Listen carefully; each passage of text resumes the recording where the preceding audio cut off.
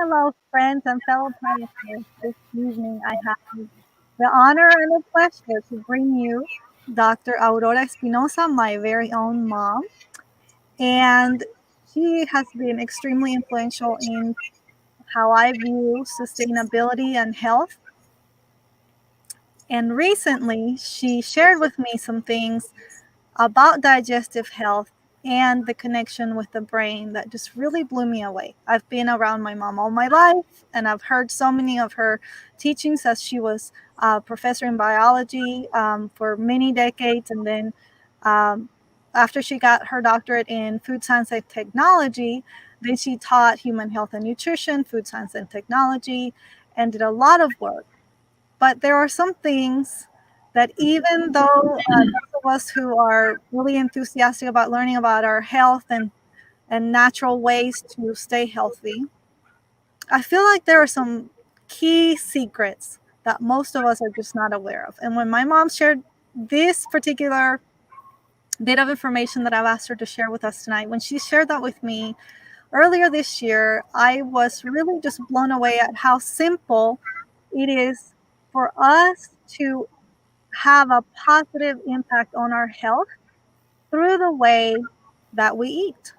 There's a lot of emphasis on nutrition and healthy foods, but there are some key insights that she's going to share with you that go beyond that. And it's something that you can have a choice and make a decision to influence every time you eat. So with that, Mom, thank you for joining me this evening. Thank you for um, this opportunity to share your immense wealth of knowledge with our subscribers, our viewers, and our listeners. And why don't you start by talking to them about your background and how you got to where you are today with your interest in health and nutrition, specifically with the links to um, the brain.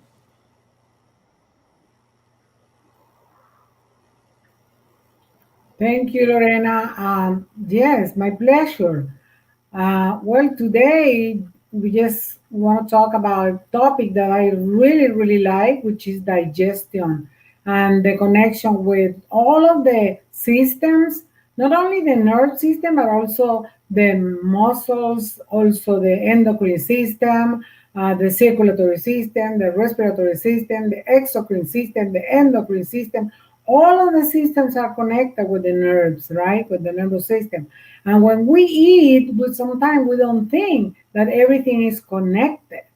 My background at the beginning, when I was working in biology, I always loved to learn about cell, like, the structure of the cell, the membrane, how everything works with the cell, with the mitochondria inside the cell. And that caught my attention because, we get the energy because we have the mitochondria inside our cells and the interior around the cytoplasm. And then if we eat normally, what we eat at the end is transformed in a form of either glucose, fatty acid, or amino acid. And at the end, those simple molecules are the ones that are going through the membrane and feed the cell. And then when we go through the aerobic respiration or even the anaerobic respiration, we produce the ATP, which is the source of energy, right? So the reason why we eat is because we need the energy, which is going to be produced in the ATP form, right? The brain needs the energy, all of the cells need the energy, right? So at the beginning, when I start learning about cell biology, that's when everything started for me. Like learning about the mitochondria, the main function of the mitochondria, and all of the connection with food and production of energy, right? So when Lorena asked me about nutrition and when we share some moments, some important moments, family moments, talking about science and nutrition and brain connection, normally people, when they talk about food, normally people say the adage, they say, oh, you are what you eat. But we need to change that statement. We need to say, We are what we can digest from what we eat. Because you can eat the best kind of food, the most organic, the most clean, the most nutritional. But then if you do not digest and absorb, you did nothing. The most important part is begin with digestion. So let's start, defining digestion. What is digestion? Digestion is a process by which we ingest the food and then the digestive system in connection with different kind of system in our body and also some accessory organs, they are going to help us to break down the food to a level where we can absorb. Let's say complex molecules, for instance, let's say carbohydrates, need to be broken down to more simple carbohydrates and then to release glucose. And then we are going to absorb the glucose, and this glucose will go across the membrane and penetrate the cell, and then we can get energy from the glucose. Okay, but what happens if we consume the food, but then, and the food can have a lot of nutrients, but then let's say you do not digest the food properly. You're not going to absorb. How can we digest the food? Okay, the digestion begins as soon as we get the connection with the food. We start the connection to the sensory, the sensory, the sight, the smell, the taste. We connect with the food. Then all of the neurochemicals are going to be released, connection with the hippocampus, with the brain. And then, depending on the situation of your central autonomic nerve system, which is, has two parts, the parasympathetic and the sympathetic. Depending on the stage that you are, let's say if you are under stress or you are relaxed, depending on that, one of the two, you are going to absorb and digest your food. Let's say you are under stress, okay? If you are under stress, you activate your sympathetic system. And the sympathetic system is the system which we call the system that keep you in what we call the red zone. This is the fight and flight system, which means this is the system that is going to keep you alert in case something happened, in case you are under stress, and then it's going to keep you in a mood where your circulation is not going to be proper. If you consume food when you are under stress, the food is not going to be digested. Why is that? Because probably the nerve connection, let's say the neurotransmitters, are not going to send the right signal to all of the organs, let's say to the stomach, let's say to the pancreas, let's say to the liver, let's say to the small intestine. And then if you are in a mood where you are under a fight and flight response, all of your organs, even your blood, is not going to flow through your stomach because it's going to be diverse. It's going to go to your arms, it's going to go to your legs, it's going to go to different areas because you need to run. Probably you need to go on an alert state because you need a system where you has to defend yourself. So in that case, when we are under stress, our nerve system is not going to be really connected in a relaxing state. So that means probably our sphincters are going to be contracted. When we eat the food, we have some sphincters, right? Let's say we have an sphincter here, which is the gastroesophageal sphincter, which connect the esophagus with the stomach. If you are under stress, probably you're gonna feel like you cannot even swallow. Sometimes you get diarrhea, sometimes you get constipation. Why is that? Because your system is not working properly. You are under stress. You are, let's call it the red zone, because you are not in a relaxed state and your hormones probably cannot be released. You need to release hormones. You need the connection with the brain to release the proper hormones in the duodenum, in the stomach, in the in the pancreas, and then you need to release all of those hormones which are going to transform also to be all of them are going to be connected with some other, let's say, liquids or some other chemicals, and then are going to work properly for on your own health for your proper digestion. What happens if we stay all the time in this state of, let's say, in this mood of connected with the sympathetic system? You're gonna get sick. Of course, you're gonna get sick. You can eat the best kind of food you can, but you are not going to absorb because what I just said, because you are not digesting properly your food. You need to activate what we call the parasympathetic system, which is the relaxing system, the digest system, which can help you, which can help your blood to flow properly, which can open your sphincters and allow the food to go through the stomach to the esophagus, and then whenever you digest in the stomach, it can move down all the way to the duodenum, which is in the small intestine. So let's say we're talking about digestion, connection on the brain system. We can go talking about every specific hormone, but then for now, let's wrap up saying that there is a strong connection between your mood, the way you are. Let's say either if you are in the fight and flight zone, or if you are in the opposite way in the relaxing or digestive mode. Okay, that's why whenever you have to eat, whenever you have to eat, whenever you're going to eat, it's very important to, let's say, breathe, relax, and then praying is a good way to begin your your food, to begin the consumption of your food, to begin your digestion in a relaxed way, giving thanks to God because the food you're going to eat. This is a very good way to begin the process of digestion. Make a connection with your food and make a connection with your system. Pay attention to the process. Get connected with the process that you are going to expose to all of your organs, not only the digestive system, but all of the systems are connected and the accessory organs also. Okay?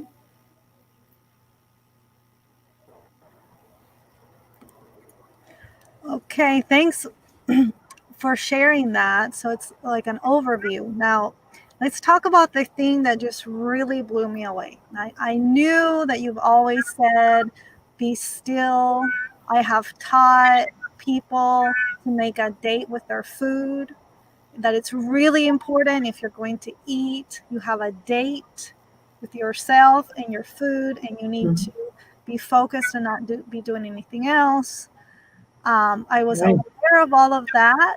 I also was aware of something that you taught us from the time we were so little, to not be drinking liquids with our food, to drink 30 minutes before or 30 minutes after. Don't be diluting your digestion with liquids. I knew all of that, but you said one thing that just really blew me away. Because I've always heard chew your food, and I had even heard um, drink your solids, chew your liquids. But you talked about why it's so important to chew your food slowly. Yeah. What is it that happens when you chew your food? What was the thing that you shared with me that just really Perfect. impacted me Yeah. about the things, the processes that are happening, and the enzymes that are being released? And you even said the types of enzymes, if it was, something sweeter, or more greasy with oils. Can you share more about that? Perfect. Perfect. Perfect. Thank you. Yeah. When you consume your food, the first step is the process where you ingest your food and you put your food into your mouth, right? Okay. So we produce enzyme. We have some the salivary glands produce the enzyme, the salivary amylase. So digestion, we have chemical digestion and mechanical digestion in the mouth. Why is that mechanical? Because you're going to use your teeth, your tongue to chew, to move, to mix, right? To mix everything. Why is that? Because you need to make your food. Now you're going to transform what you ate in what we call the bolus, right? So you're going to release the what we call the salivary amylase. But when you chew it, when you chunk, when you cut the food in pieces, your enzymes can penetrate all of the areas of your food. Let's say pieces, in those pieces, we increase what we call the surface area. So the enzymes is going to be more effective, right? Because it's going to, let's say, mix with all of the pieces, and it's going, if the salivary amylase find some amylases or some, let's say, starches in there, some sugars, is going to break them down. So at the same time, your brain is receiving signals, right? And those signals are going to be transmitted immediately because the digestion starts, and then the stomach is going to be prepared to receive what we call the bolus. The more you chew, the better you mix the salivary amylase, right? So it's going to be more softer, the mix is going to be softer. Also, the saliva contains some enzymes that can kill, has bacterial bactericides, properties that can kill some bacteria or viruses that come along with the food. So, the saliva is a very important chemical that we produce ourselves. This is the first enzyme. But also, see what happened. We mix everything and then we transform that in the bottles that we're gonna swallow. It need to be soft because when it reaches the stomach, it's gonna be mixed with some other liquids, right? Mhm. And then when we swallow, at the same time, my brain is receiving the signal that the food is going there. Mhm. At the beginning, for me, it could be compared with the signal that we receive when we send a message with the phone, right? When I say that send a message with my phone, instantly you receive it, right? How can that happen? In a device. Oh, okay. How can that happen that as soon as I start chewing my food, my brain can receive the message? This is the way it is because our system, our brain, our digestive system is even more complex, is even more perfect than any device, right? So when we swallow the food, we swallow it, and then it goes all the way down to the esophagus, and then there is a sphincter, the sphincter's open, and then it reaches the stomach. At that moment, my stomach is ready because now I need to release what we call the hydrochloric acid. This is an acid very important to Mhm. make the food even soften, right? To soften the food and to activate some what we call pepsinogen. This is a precursor or a very important enzyme, which is the pepsin. All of this is activated because we produce a hormone. So you see the connection here. We produce hormone, the hormone activates the pepsin, which is the one that is going to digest the proteins in the stomach. So at the same time, my stomach is going to produce the hydrochloric acid. Okay, my enzymes are not active, they are inactive in my stomach. But when I produce my hormone, my gastrin, because my brain sends the signal, immediately the gastrin is activated. So it Okay, wakes them up. yeah, no, the gastrin activate the pepsinogen, and the pepsin can break down the proteins that I consume. Everything starts with connections. I need the connection. My brain is going to activate all of the signals and is going to activate what we call the pepsinogen, which at the same time is going to be broken, it's going to be activated and transformed in pepsin. My stomach is going to produce hydrochloric acid, which combined with the pepsin are going to be two components that are going to digest the proteins. Okay? And then there's a lot of movement in there, a lot of movement, a lot of motility, a lot of pendulum movement, a lot of what we call peristalsis. All of this is activated by my system, by my central nerve system, my autonomic system, especially if I am in the right mood in working with my parasympathetic system, is going to activate the motility and all of the movement of my muscles in my stomach. Okay? As soon as I have all of the mix, this mix now is very acidic. And the name of this mix is the chyme or chime. Some people call it the chime, is the chyme. But it's very acidic, very acidic. So I cannot absorb these acidic compounds. It needs to be transformed. Well, you know what happened? It goes down. There is an sphincter connecting the stomach with the small intestine, and it opens. And then the chyme goes down to the first part of the small intestine. And the first part of the small intestine name is duodenum. Duodenum, okay? This is beautiful piece which is connected with the pancreas, is connected with the liver, is connected. I mean, all of the connection. Why is that? Very important. Because in this area are going to be produced hormones that are going to send signals to the pancreas, hormones that are going to send signals to the liver. Why is that? Okay, because now we have a very acidic mix in the duodenum, but this acidic mix need to be neutralized. How is these components or this mix or this kind of modification, food, modified food, are going to be neutralized because we are going to produce bicarbonate. Sodium bicarbonate is going to be delivered from the pancreas to the duodenum.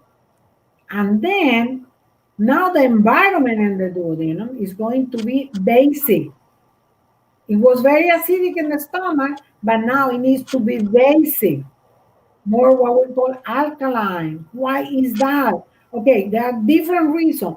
One is now we need to end up the digestion, let's say the chemical digestion.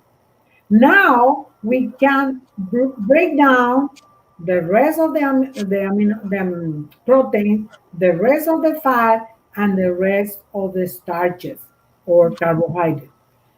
In this area, in the small intestine, is where all of the all of the food that was left, I mean, was not digested before, proteins that were not completely digested, I mean, carbohydrates that were not completely digested before are going to be digested there. And this is the area where really, really fats are going to be digested. Why is that?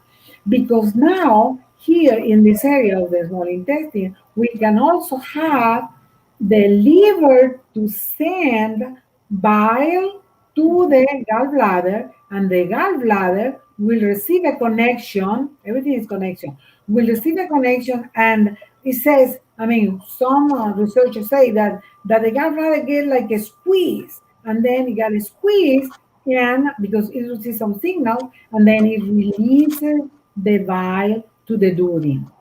What is the function of the bile? The function of the bile is like it's a detergent, like a detergent. It's going to emulsify the fat. It's going to penetrate the fat and help the enzymes to break down the fat.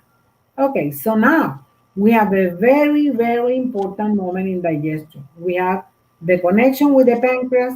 The pancreas is the organ which will deliver all of the enzymes that we need to complete digestion in the small intestine.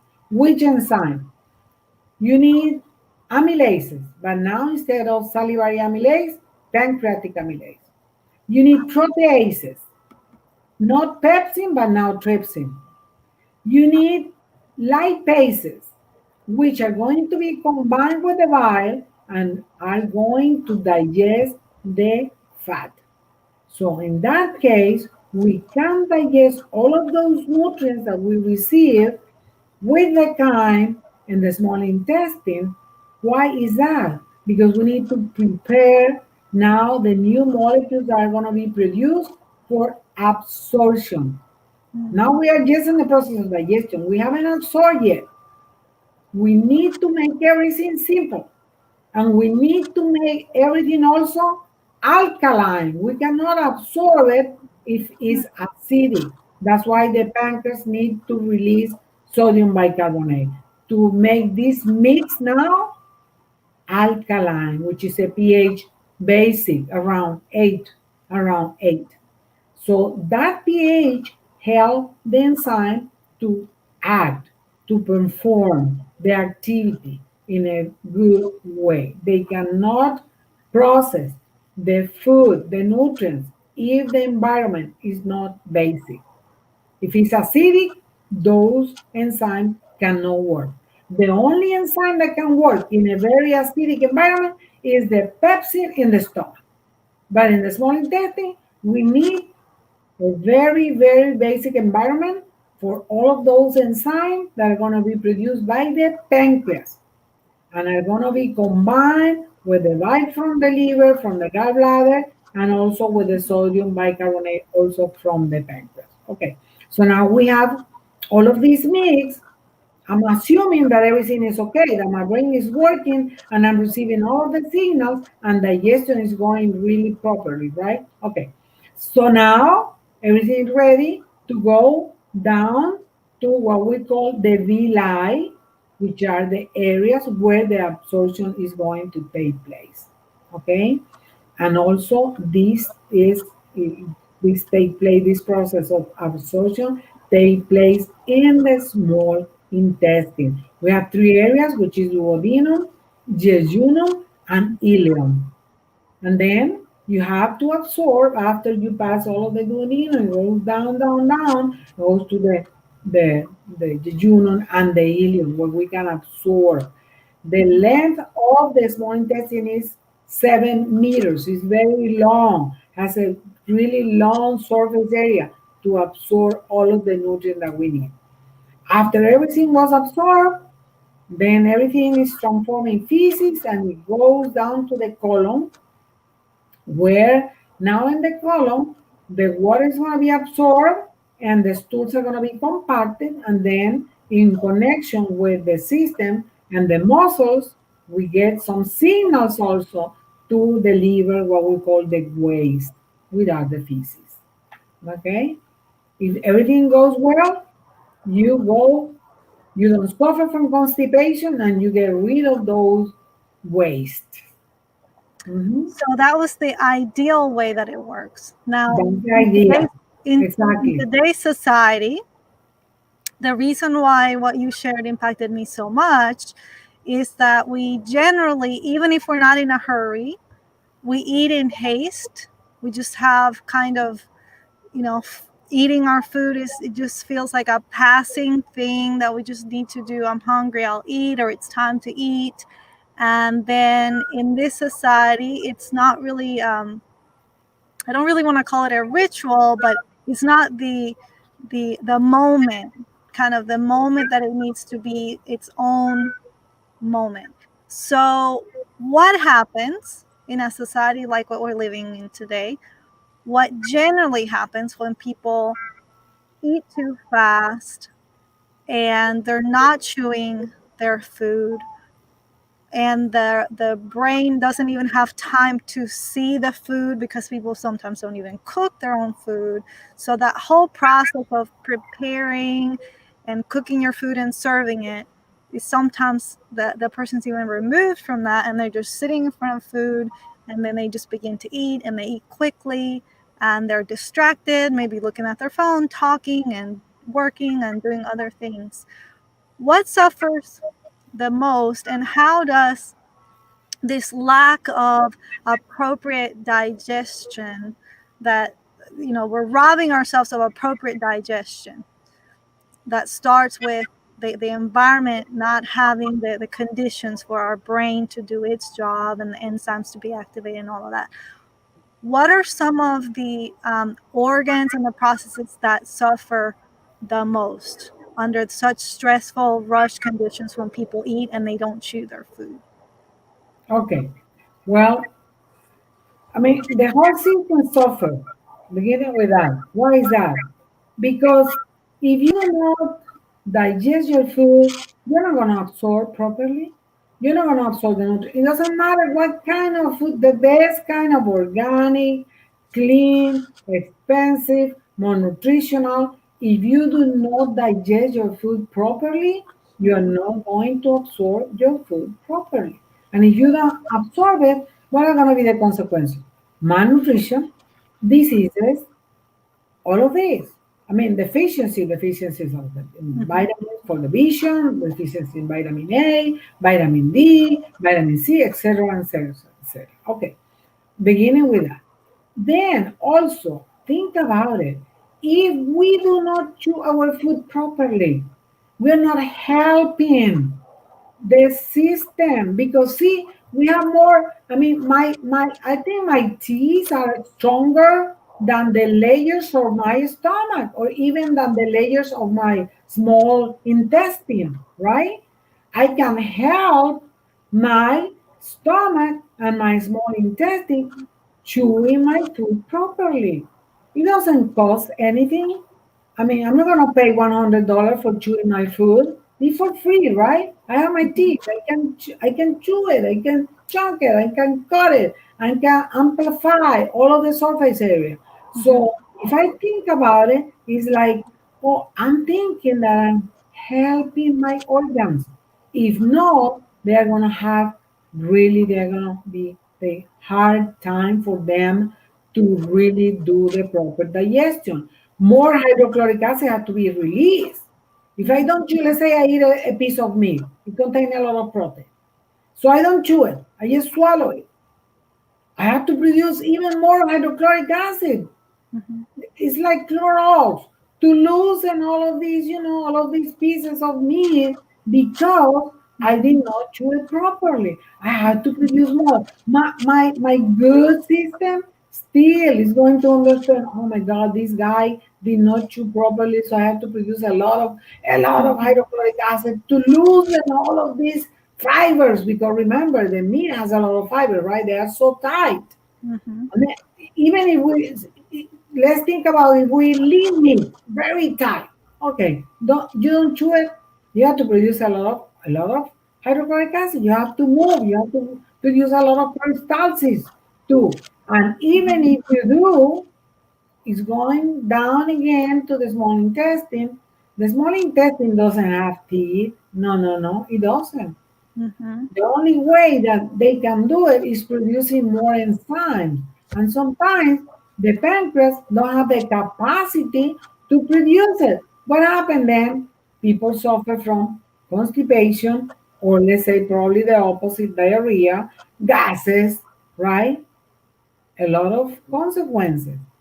Yes, the system suffers when you do not chew your food. It doesn't receive the signal, and it has to work double or triple, because my stomach, it doesn't have teeth, my small intestine doesn't have it, and it has to produce the enzyme, and even more enzyme that it should, right? Mhm. Yeah, so just for our listeners, what I want to just emphasize is that the quality of your food is not the most important thing. Even though we want you to eat as safe, organic, quality food that is homegrown and if possible, if you take food that's quality food and you don't have a quality experience eating it, you're robbing yourself of the opportunity to absorb those nutrients and actually be blessed by it. And so just like we teach with um, environmental systems, that you want to work with nature instead of against it, you want to work with your body instead of against it. So like mom was saying, if you're going to eat, there are certain foods that are even more stressful. So for example, if you eat meat that is high in protein and you don't take time to appropriately chew it, you're stressing your body out. So it actually, you may be adding protein, but you're also adding stress, and it's not really any better. It's better to, if you are cut short on time, eat less food so that you can eat it properly and give your body the opportunity to digest it and absorb it.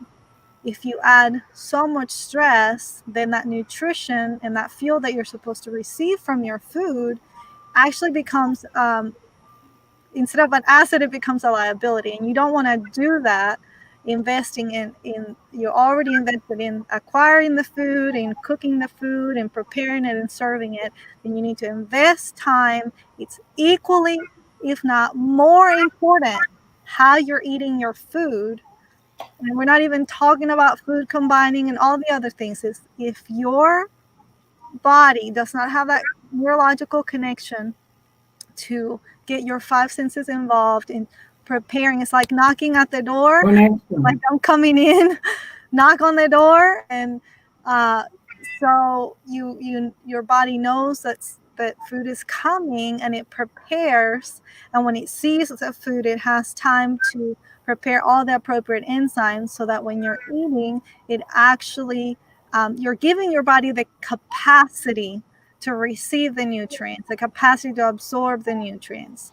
And that's really the essence of what I wanted to share with all of you, is the importance in not just the ingredients and not just the food that you're eating, but processes and understanding how things work can be equally, if not more important, so that you can give your body the opportunity to be healthy and to respect that connection that your body needs with your food, and to be calm. And like mom talked about, if you're in fight or flight when you're eating food, the likelihood of that food being beneficial to you is just so much lower.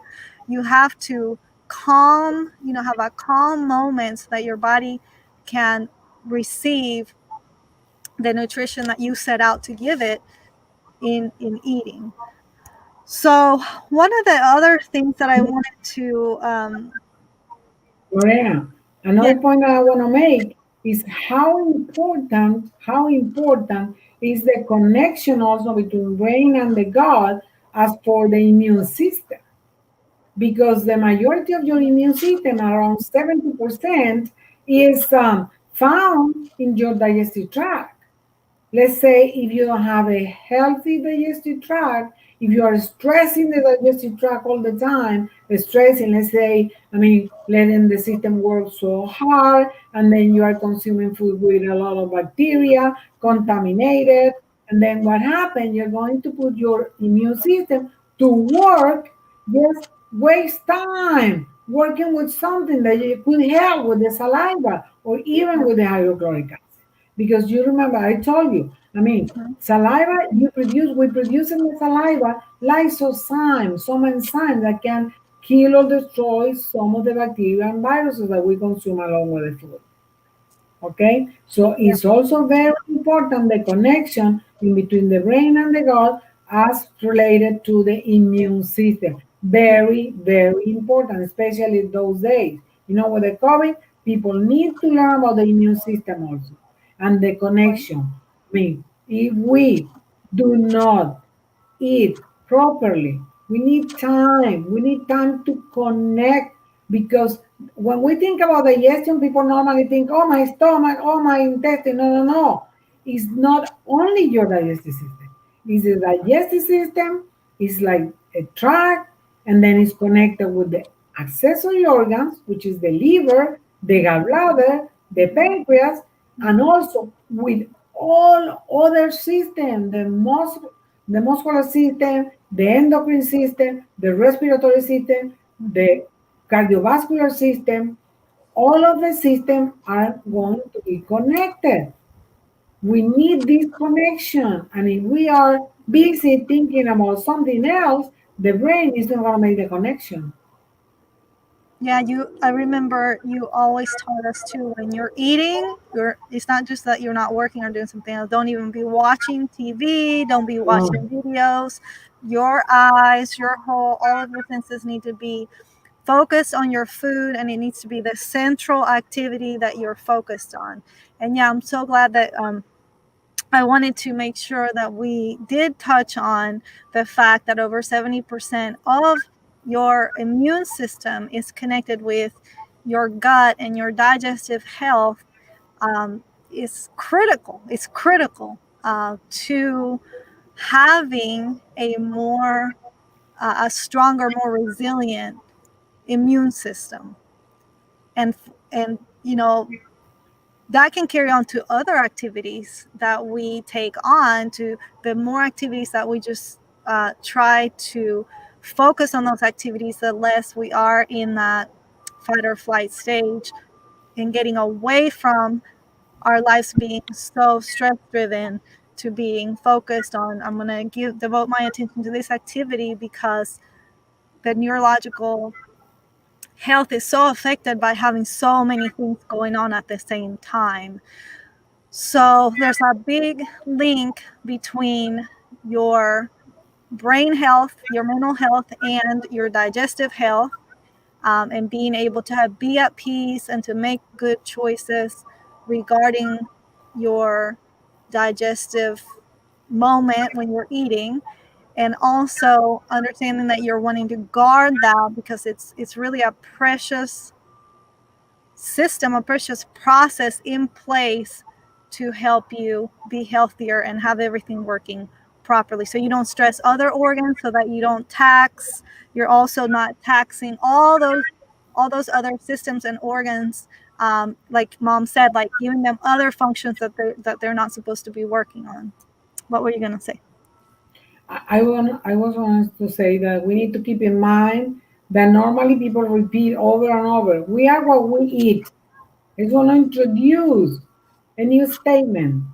We are what we can digest Mm-hmm. and absorb Mm-hmm. from what we eat.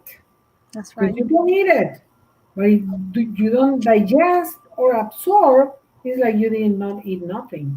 Yeah, and it's such a waste of effort. It's a Mhm. wasted effort to invest in really expensive food, and your body did not benefit from it. So, And you don't have time to eat it. right. So if you're going to invest in acquiring food that is healthy, also invest in the time and the mindset, the paradigm that you need to respect that time, so that your body can receive what you are putting in it. Well, thank you, Mom, so much for sharing this um, session with us about us. Really, it's just about having a more sustainable paradigm about how to eat and how to bless our bodies through nutrition, and I being a good like steward that. of the I body like that God that. has How to blessed us bless with. our body. I like that. How to bless our body. Yeah, because if not, we're going to put the body under stress, not Right. helping. Mhm. Yeah.